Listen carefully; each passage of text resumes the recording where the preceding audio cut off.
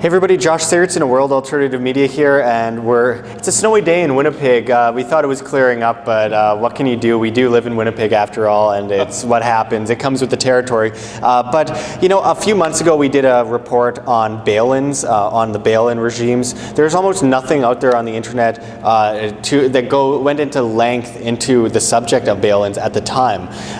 It's a controversial subject because it affects basically any creditors or depositors, I should say, in any of these major banks. And I don't know as much as John knows, and of course we're joined by John Sneisen, author and economic analyst here at WAM.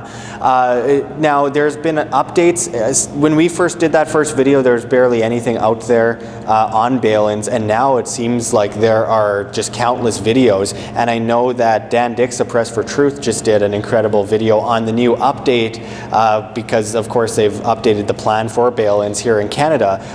There is legislation.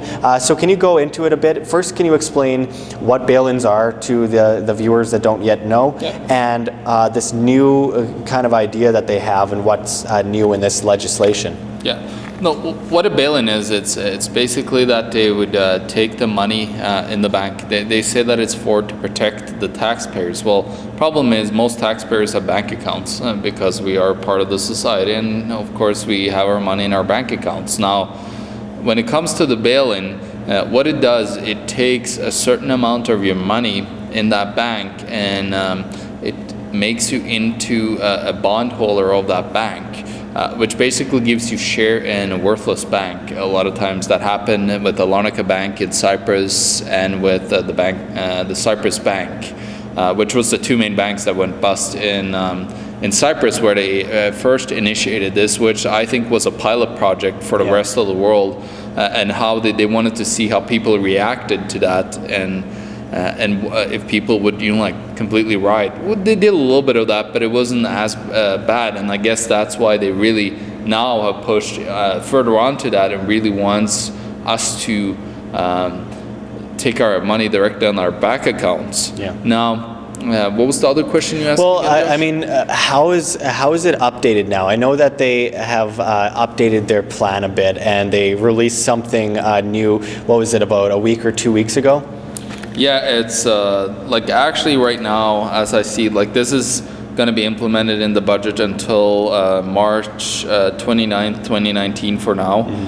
It's going to be implemented there. I'm just looking directly at the document, and Josh will post on under the YouTube video here the direct link to the budget so we can actually see with your own eyes, because seeing is believing, and we're not joking here. This is really stuff that are directly put forward by our politicians here in Canada.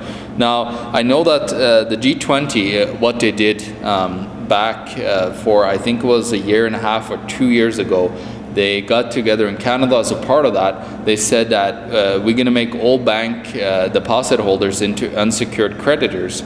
Now, what that means is, when you're an unsecured creditor, that means that you basically are the last, at the bottom of the bundle. If a bank goes bankrupt, now that means, because you borrow your money as you put your money into the bank account, you borrow that money to the bank. Now you're at the bottom of the pyramid of creditors within that system, within the bank, because they got shareholders and so on way above you. So you're actually the last person to get anything, if there's anything left in the bank. So they created that, the G20, and that's where the bail-in regime is coming. Now, there's not really anything new at all when it comes to the way they portray the bail-in and so on. And they just talk about the too big to fail banks and so on, which could be anybody, really, when you think about it. It's written so vaguely that they could basically propose this to any bigger bank that they want to take people's money from, if they wanted to do it.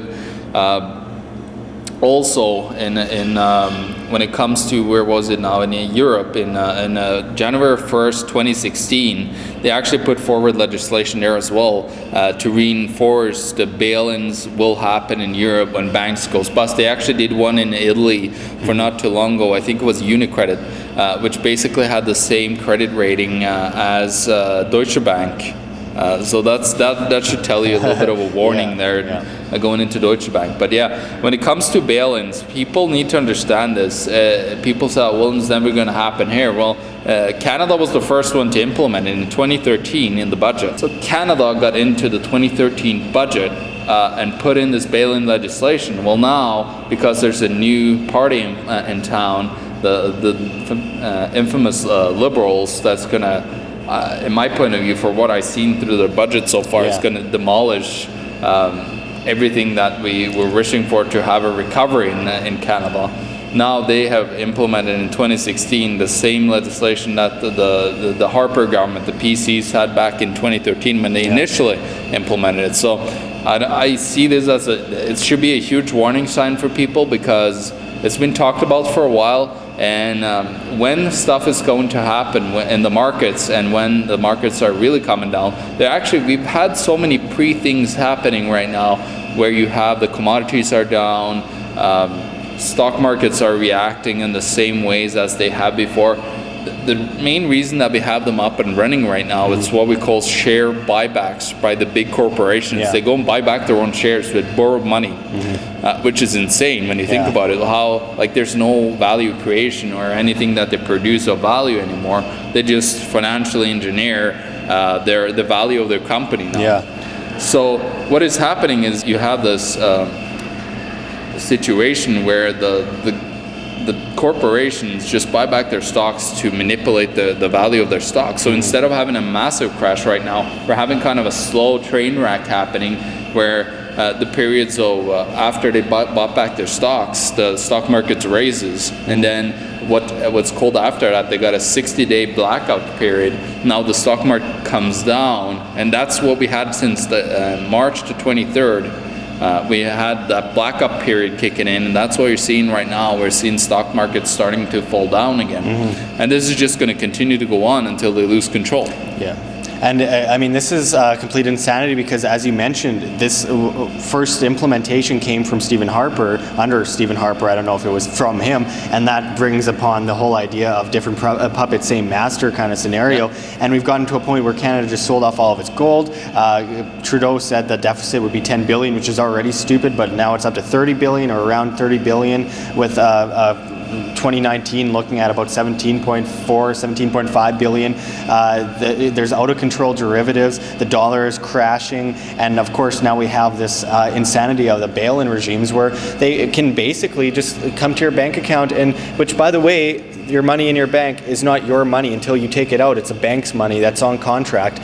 So basically they can just take your money, all your hard-earned money, and just use it to pay off their debts that they knew damn well that they were accumulating. They knew these debts were accumulating, because anyone who knows mathematics, anyone who has any idea of economics period, knows this stuff, and they know that they're creating a hazard, and now they come for your money, and, well, the bank's money, and they take it and they pay off their debts with it. And this is just, this is alarming. I mean, this should be alarming to anybody, because this can affect basically anyone in the big banks. I don't know how far it goes past the big banks, but I know that if the Canadian government is putting this legislation forward, the Canadian government is basically saying they could do whatever they want with our money. I mean, it goes from bailouts to bail-ins. Either way, they can, I mean, taxation, inflation, devaluation. Well, what I call the system we have today, like the socialists are talking about, oh, we need, like, more control over and get, like, help the poor people. Right now we actually have socialism for the rich, the ultra rich, and the banks and the big corporations. That's who we, and the governments, of course. That's who we have socialism for now. It's not the people at all, and people don't understand that socialism is bad, no matter if it's for the ultra poor that they want to tax the high middle class, or the ultra rich that get saved when they go bankrupt, when their corporations are not functioning anymore. It's government monopolization. It's complete control, and people talk about monopolies being capitalistic, and we don't see capitalism in society anymore. This is absolute corporatism. It's corporate fascism, if anything, and we're watching so many people suffer because of it. So thank you very much, John. We'll be back with many more reports about bail-ins and the economy. Stay tuned to World Alternative Media for more. This is Josh Sigurdson and John Sneisen signing out. Find the truth, be the change.